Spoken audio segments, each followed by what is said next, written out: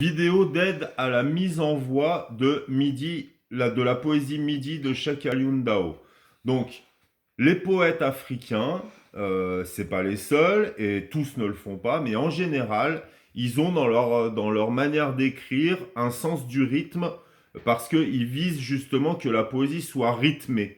Pourquoi? Parce que le rythme, la musique rythmée, les tambours, les percussions font partie de toute la vie traditionnelle des Africains d'Afrique subsaharienne.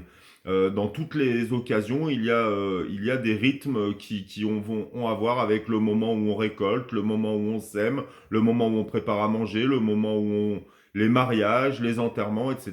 Il y a des rythmes traditionnels pour toutes ces occasions-là dans les sociétés traditionnelles africaines. Du coup, les écrivains africains, souvent, ils vont mettre plus de rythme dans leur manière d'écrire.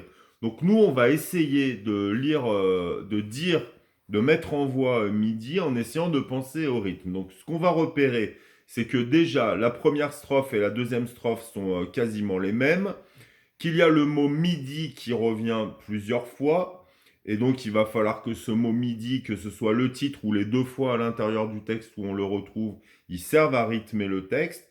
Et on va essayer de dire les strophes en gardant une sorte de tempo comme ça, un petit peu comme si on était en train de jouer une percussion.